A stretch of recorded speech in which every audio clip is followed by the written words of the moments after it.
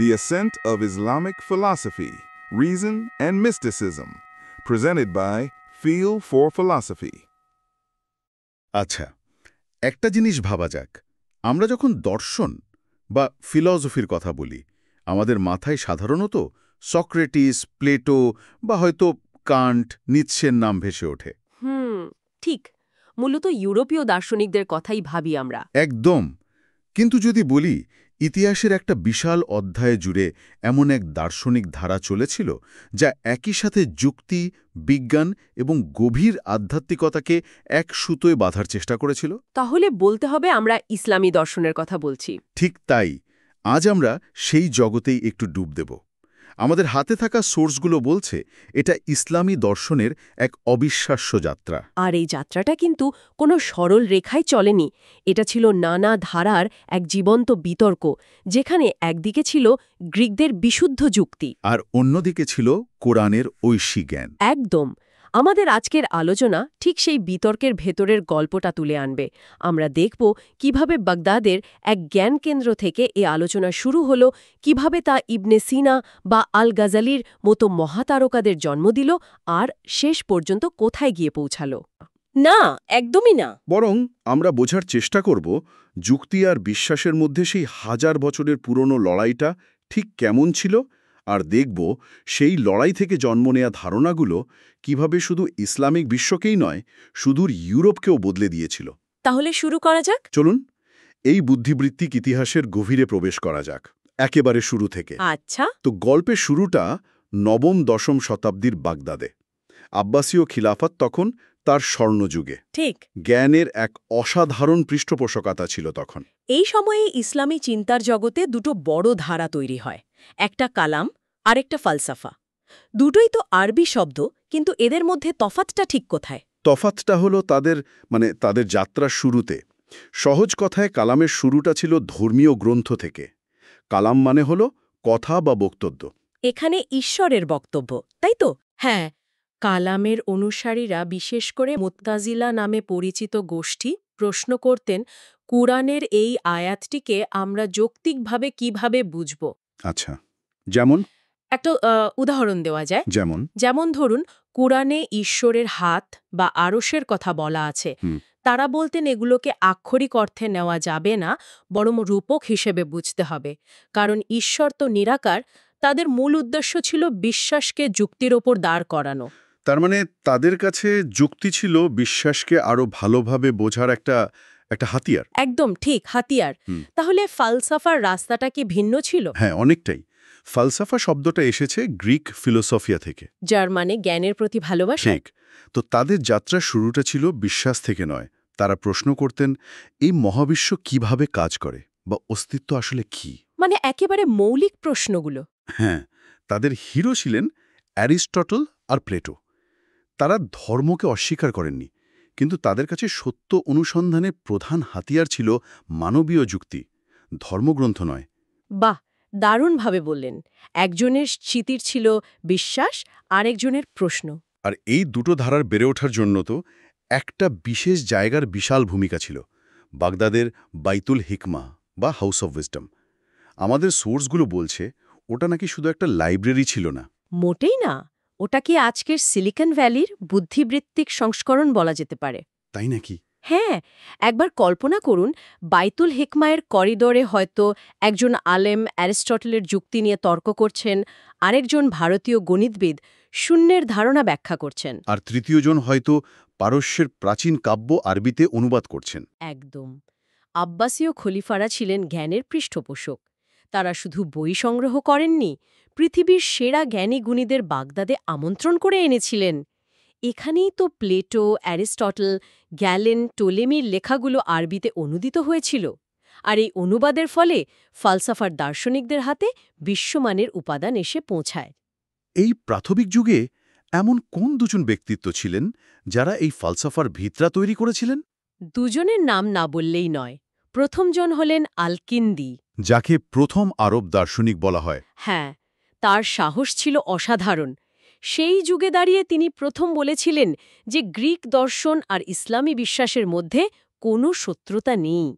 তিনি দেখানোর চেষ্টা করেন দুটোই আসলে একই সত্যের দিকে নিয়ে যায়। তিনি ছিলেন একজন সত্যিকারের পথিকৃৎ, দুটো ভিন্ন জগতের মধ্যে প্রথম সেতুটা তৈরি করেছিলেন। ঠিক। আর দ্বিতীয়জন? আল-ফারাবি, যাকে তো অ্যারিস্টটলের পর দ্বিতীয় শিক্ষক বা সেকেন্ড টিচারের মতো বিশাল এক উপাধি দেওয়া হয়েছিল। এই উপাধিটাই বলে দেয় তার মর্যাদা কতটা উঁচুতে ছিল। আল-ফারাবি ছিলেন একজন সিস্টেম বিল্ডার।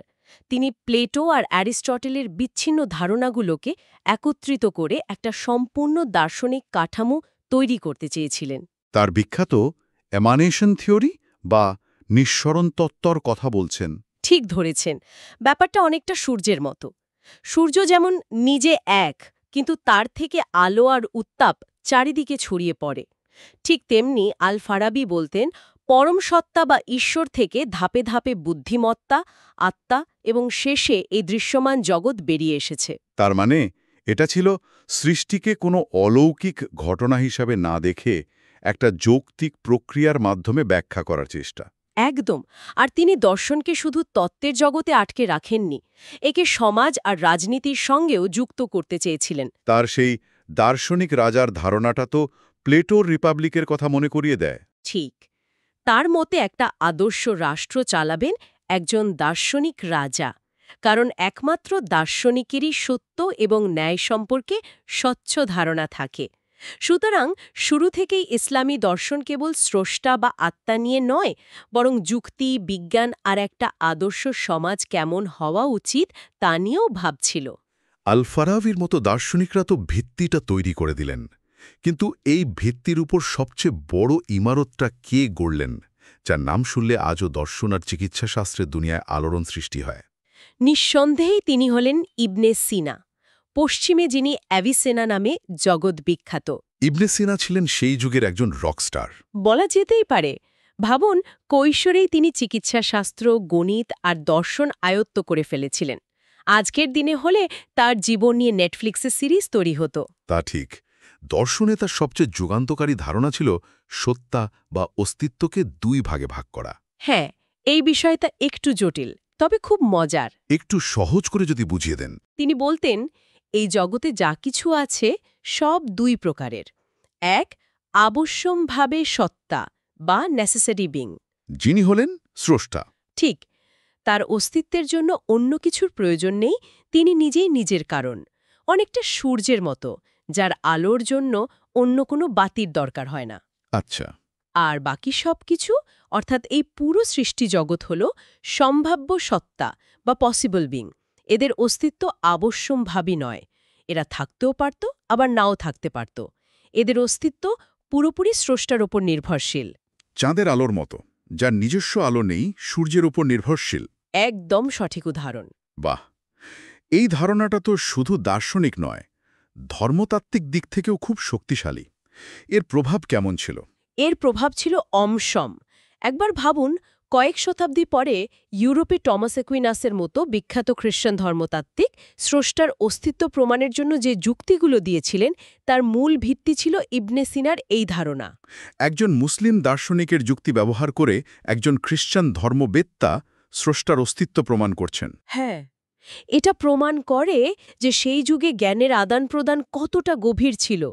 ধর্মীয় পরিচয়ের ঊর্ধ্বে জ্ঞান এখানে কোনো সীমান্ত মানেনি। কিন্তু এখানেই তো গল্পের মোড় ঘুরে যায়। হ্যাঁ, সবচেয়ে নাটকীয় অংশটা এখানেই। একদিকে ইবনে সিনার মতো দার্শনিকরা যুক্তিকে সর্বোচ্চ শিখরে নিয়ে যাচ্ছেন, আর তখনই ইসলামী বিশ্বে যুক্তি আর বিশ্বাসের মধ্যে সম্ভবত সবচেয়ে বড় বুদ্ধিবৃত্তিক লড়াইটা শুরু হয়। আমি আল-গাজ্জালি আর ইবনে রুশেদের সেই বিখ্যাত বিতর্কের কথা বলছি। হ্যাঁ, এটা দর্শনের ইতিহাসের অন্যতম সেরা এক লড়াই। একদিকে ছিলেন ইমাম আল-গাজ্জালি, একজন অত্যন্ত প্রভাবশালী ধর্মতাত্ত্বিক, আইনবিদ এবং সুফি। তিনি দেখলেন ফালসাফার কিছু ধারণা প্রচলিত ইসলামী বিশ্বাসের সাথে সরাসরি সাংঘর্ষিক হয়ে যাচ্ছে। তাই তিনি লিখলেন তার বিখ্যাত বই তাহাফাত আল ফালাসিফা, যার অর্থ দার্শনিকদের অসঙ্গন্যতা বা দি ইনকোহেরেন্স অব দি ফিলসফার্স। আমি সবসময় ভাবতাম আল-গাজ্জালি হয়তো যুক্তিকে পুরোপুরি বাতিল করে দিয়েছিলেন, কিন্তু আপনার কথা শুনে মনে হচ্ছে তিনি আসলে যুক্তির সীমানাটা দেখাতে চেয়েছিলেন। একদম ঠিক। এটাই আসল কথা।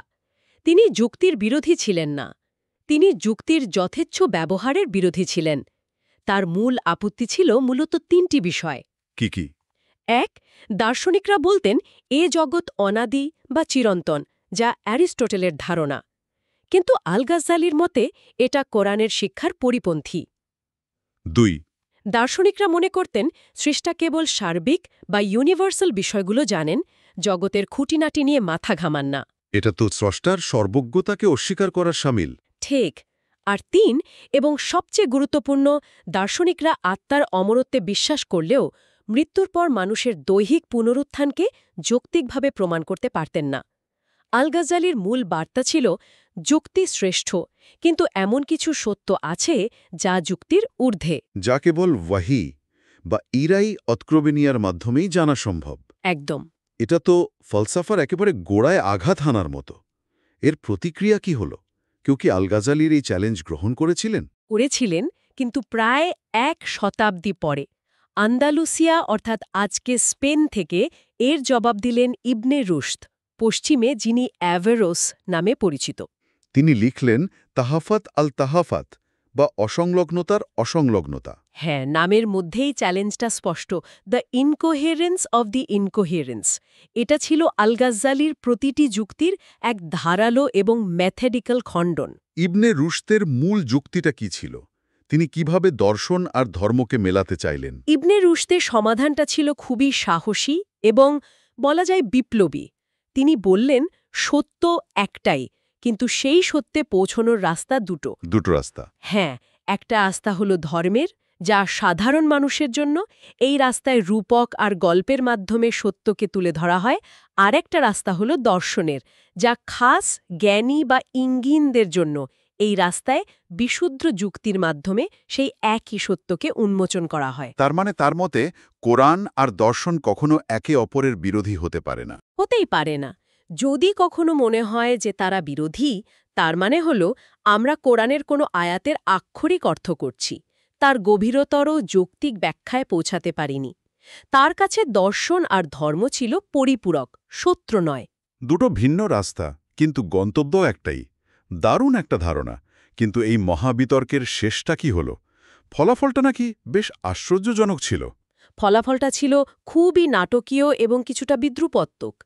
ইসলামী বিশ্বে ইমাম আল-গাজ্জালির প্রভাব ছিল এতটাই গভীর যে তার সমালোচনার পর ধীরে ধীরে বিশুদ্ধ ফালসাফার ধারাটি কিছুটা কোণঠাসা হয়ে পড়ে। মানুষ সুফিবাদ এবং কালামের দিকে বেশি ঝুঁকে পড়ে। ঠিক, কিন্তু মজার ব্যাপার হলো ঠিক তখনই ইবনে রুশদের কাজগুলো ল্যাটিন ভাষায় অনুদিত হয়ে ইউরোপে পৌঁছালো। আর সেখানে গিয়ে যেন আগুন লাগিয়ে দিল। একদম। প্যারিস এবং অন্যান্য ইউরোপীয় বিশ্ববিদ্যালয়গুলোতে তার দর্শন নিয়ে তুমুল আলোচনা শুরু হল। অ্যাভারোইজম নামে একটা স্বতন্ত্র চিন্তাধারার জন্ম হল। ইউরোপ যখন ধর্মীয় গোড়ামির অন্ধকারে ডুবে আছে, তখন ইবনে রুশদের যুক্তিবাদী তাদের কাছে নতুন করে অ্যারিস্টটলকে চিনতে শেখালো। আর এই ধারাটি পরবর্তীকালে ইউরোপীয় স্কলাস্টিসিজম এবং রেনেসান্সের পথ তৈরি করতে বিশাল ভূমিকা রেখেছিল। ঠিক তাই। তার মানে যে ধারাটি তার নিজের জগতে কিছুটা স্থিমিত হয়ে গিয়েছিল, সেটি অন্য এক জগতে নতুন করে আলো জ্বালালো। অদ্ভুত ব্যাপার। আসলেই অদ্ভুত। কিন্তু ইসলামী বিশ্বে কি তাহলে দর্শনের আলোচনা পুরোপুরি থেমে গিয়েছিল? না, এখানেই গল্পের আর একটা চমৎকার মোড়। ফালসাফা থেমে যায়নি, বরং রূপ পরিবর্তন করেছিল। বিশুদ্ধ যুক্তির পথ থেকে সরে এসে এটি আরও গভীর এবং বহুমাত্রিক রূপ নিল। এবার দর্শন শুধু মস্তিষ্কের ব্যায়াম থাকল না, এর সাথে যুক্ত হল আধ্যাত্মিক অভিজ্ঞতা এবং অন্তর্দৃষ্টি। মানে বিতর্কের পর এক ধরনের সংশ্লেষণ বা সমন্বয়ের যুগ শুরু হয়। হ্যাঁ, ঠিক তাই। তাকি দর্শন বা ইলুমিনেশনিজম প্রতিষ্ঠা করেন। ইশরাক শব্দটার অর্থ কি? ইশরাক শব্দের অর্থ হল উষার আলো বা উদ্ভাসন। ব্যাপারটা অনেকটা এমন, ধরুন আপনি একটা অন্ধকার ঘরে আছেন। আপনি হাতড়ে হাতড়ে দেয়াল ধরে কোন জিনিসটা কোথায় আছে তা বোঝার চেষ্টা করছেন। এটা হলো যুক্তির পথ। আচ্ছা। আর হঠাৎ করে যদি কেউ ঘরের আলোটা জ্বেলে দেয় আর আপনি এক মুহূর্তে পুরো ঘরটা দেখে ফেলেন, সেটা হলো ইশরাক। বাহ, দারুণ উপমা। সোহরাওয়ার্দির মতে আসল জ্ঞান কেবল তর্ক বিতর্ক দিয়ে আসে না, তা আসে আধ্যাত্মিক সাধনার মাধ্যমে, ঐশী আলো হিসেবে অন্তরে উদ্ভাসিত হওয়ার মাধ্যমে। তিনি প্লেটোর দর্শন, প্রাচীন পারস্যের আলোকেন্দ্রিক জরথুস্ত্রীয় চিন্তাধারা আর ইসলামী আধ্যাত্মিকতাকে মিলিয়ে এক অসাধারণ সমন্বয় তৈরি করেছিলেন। যুক্তি থেকে সরাসরি অন্তর্দৃষ্টির জগতে উত্তরণ, এটা তো দর্শনের সম্পূর্ণ নতুন এক মাত্রা। আর দ্বিতীয়জন, যাকে তো এই পুরো ধারার চূড়ান্ত সমন্বয়কারী বলা হয়, তিনি হলেন সপ্তদশ শতকের দার্শনিক মুল্লা সাদ্রা। তাকে সমন্বয়কারী বলা হয় কারণ তিনি তার আগের প্রায় সকল প্রধান ধারাকে একটি বিন্দুতে মিলিয়েছিলেন। তিনি আল হিকমা আল মুতা আলিয়া বা ট্রান্সেন্ডেন্ট থিওসফি নামে একটি ধারা তৈরি করেন। এটা কি রকম? সহজ কথায় তিনি একটি টেবিলে তিনজনকে বসিয়েছিলেন: অ্যারিস্টোটেলীয় দার্শনিকের যুক্তি, কালামের ধর্মতাত্ত্বিকের বিশ্বাস এবং ইবনে আরাবি বা সুহরাবার্দির মতো সুফিদের আধ্যাত্মিক অভিজ্ঞতা। তিনি দেখালেন যে এই তিনটি পথ আসলে আলাদা নয়। তার মানে যুক্তি দিয়ে যা বোঝা যায়, তাই আধ্যাত্মিক সাধনার মাধ্যমে অনুভব করা যায়, এবং ধর্মগ্রন্থও সেই কথাই বলা আছে। তার দর্শন ছিল এক বিশাল মহাসাগরের মতো, যেখানে আগে সমস্ত নদী এসে মিশেছে। তার মানে মুল্লা সাদরার হাতে এসে দর্শন আর নিছক একটা একাডেমিক বিষয় থাকল না, এটি এক ধরনের জীবনযাপনে পরিণত হল, যেখানে জ্ঞানার্জন নিজেই একটা আধ্যাত্মিক যাত্রা। একদম।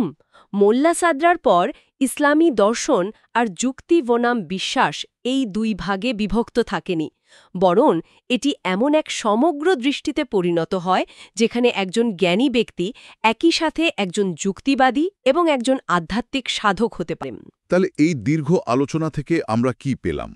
ইসলামী দর্শন কোনো একটা স্থির বা একক বিষয় নয়। না, কখনোই নয়। এটা ছিল শত শত বছর ধরে চলা এক জীবন্ত সংলাপ।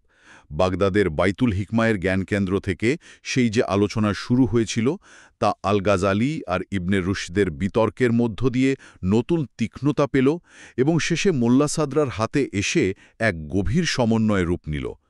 এই পুরো যাত্রাটাই অসাধারণ। এবং এর তাৎপর্য কিন্তু শুধু ইতিহাসের পাতায় সীমাবদ্ধ নয়। আমরা যেমনটা দেখলাম, ইবনে সিনা বা ইবনে রুশদের মতো দার্শনিকদের কাজ ইউরোপের রেনেসা এবং আধুনিক বিজ্ঞানের উত্থানেও বিশাল ভূমিকা রেখেছিল। যেমন চিকিৎসাশাস্ত্রে ইবনে সিনার লেখা আল কানুন বইটি। হ্যাঁ, ওই বইটি ইউরোপের বিশ্ববিদ্যালয়গুলোতে শত শত বছর ধরে প্রধান পাঠ্য বই ছিল। এটি আমাদের মনে করিয়ে দেয়, জ্ঞান কোনো নির্দিষ্ট সভ্যতা বা ধর্মের সম্পত্তি নয়, এটি সভ্যতার এক মুষ্ঠের উত্তরাধিকার, যা এক প্রজন্ম থেকে আরেক প্রজন্মে, এক সংস্কৃতি থেকে আরেক সংস্কৃতিতে প্রবাহিত হয়। ঠিক তাই। আজকের আলোচনা শেষে একটা প্রশ্ন মাথায় ঘুরছে।